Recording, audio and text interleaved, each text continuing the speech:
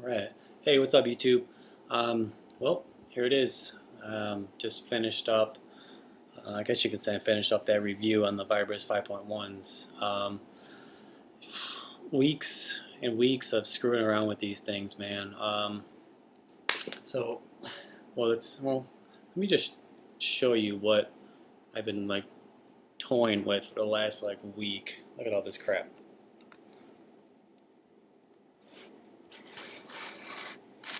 So, yeah, it's a lot of stuff, man. It's a lot of what is this?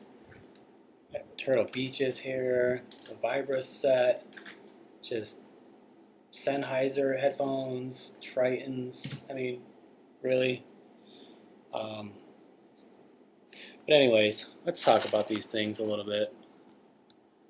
All right, been taking some notes, and let's talk about them a little bit. I mean,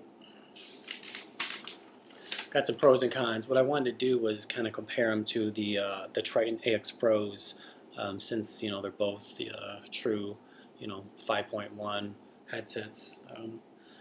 Originally, I was thinking the Vibras were just going to be like just blown away since they are licensed and certified and all that, and they do and they don't. So let's go over some of these. First, the Adobe decoder box that they supply with this thing is pretty nice. It's really clean sound. I tried hooking up other headsets and stuff to it, and that works, and it doesn't. They use for the sub and center channel and the front channel. For some reason, they use a 4-pole, like headphone jack. So. It looks like this. So it's not your standard 3-pole ones. Like this. So, and I guess what happens is when the decoder box, the way it works is when you're listening to something that's outputted in stereo. The box still runs in digital, but it switches all the channels on. So all the speakers are working at the same time. So I think it needs to have that 4-pole to accommodate that technology, I'm guessing. So when I tried plugging like the Triton headset into it, it didn't work that well. It was just off. It's hard to explain. It just wasn't outputting the way it should. So that's kind of a bummer. I did hook up a set of Turtle Beach, these HP2 or something. I bought these.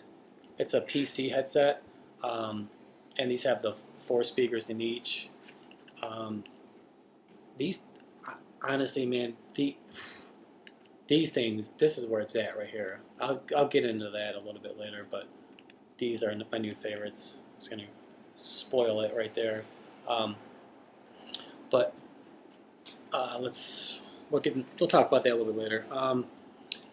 So yeah, so when that decoder box is outputting a stereo signal, the Vibras headset, these bad boys here, sound amazing. There's 5 speakers in each cup. Which is good, but they use these really like micro speakers in the front, in the rear, and they like channel it through here, so it actually hits your ears, in the front and the rear, a little better than a headset that just has the speakers kind of just in the cup.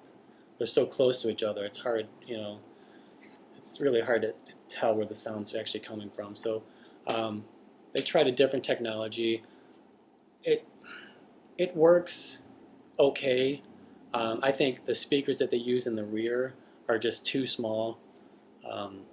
So, in the way that the decoder box works with this headset could be better. The decoder box actually puts out a really good signal. Every channel gets exactly what it's supposed to.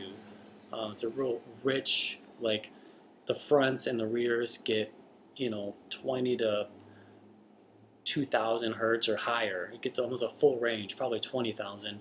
And then the sub channel, is your whatever 20 to 400 hertz. So the output is perfect, but it's almost too good. When you're listening to like Call of Duty, I almost, I mean, I hate to say this, but I almost do not recommend um, this headset with Call of Duty. And it's just because the way they output their soundtrack, it's so like pinpoint. The sub, like all the bass frequencies get fed to the sub channel when you're playing Call of Duty, um, and these things. So it's hard because it does that. Your rear channels aren't getting any bass at all. So sometimes when you're getting shot at from behind, it sounds like somebody's throwing tin cans at you, because there's no, it's not deep enough to trigger the bass, your sub channel. So anything less than almost like 100 hertz or maybe even like 60 hertz, that's the only kind of bass you hear out of these things is 60 hertz and less, and that bass is powerful. I mean, these things will vibrate off your head, but it's only like something that low. It's got to be 60 hertz or less, or maybe 100. The fronts, actually, your centers here are fine. Those are just used for communication. So those only come into play when somebody's talking to you. So that's fine. The rears are too small. The fronts, which are inside of here, those are probably, I think, a 30 millimeter speaker. So those are a pretty full range speaker. So you're getting some bass fed to those, not enough bass, in my opinion, but it's passable. There's, these things, they kind of almost sound like a fancier Astro set because there's not a lot of bass and everything is really, really, it's pinpoint. I mean, you can really tell where people are coming from, but the sound is a little hollow in the rear. And like I said, if there has to be the bass, there's no bass unless it's like 60 hertz. So when you're shooting any gun, it's really, really loud and high pitched. When you compare that to like the Triton set, that when you're shooting that gun, the way they do their headsets is the sub channel gets fed to all the speakers. So that's how they kind of fix that problem. In the Vibras set, they didn't do that. It's everything. The bass, the sub channel gets sent straight to the subwoofer in the headset. So there's, like I said, there's no bass getting to the rear channel, like at all. And the rear channels can't really produce any bass. I mean, it's a really small speaker. So that's the biggest problem I have with these. In some other games, like I was playing like Halo ODST, and these things sound great with that game for some reason. It's a rich sound. They sound perfect. These sound better than the Triton set when you're playing that game. These definitely are brighter. Everything sounds real crisp and bright and airy. Like the rear channel, it almost sounds like the speakers are out of phase a little bit. So the sound sounds like, I mean, you can tell where things are behind you, but it just sounds like airy. You sense like you're in a world. So that's good, but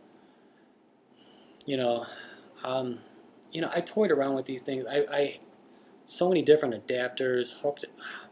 I mean, I've been screwing around with these things for like 2 weeks, trying to make them sound the best that I can make them. They say to switch your audio output to the WMA Pro. I did that. I didn't hear any difference at all between the 5.1 and that. Oh, I think that's our time. Let's watch part 2 here in 2 seconds.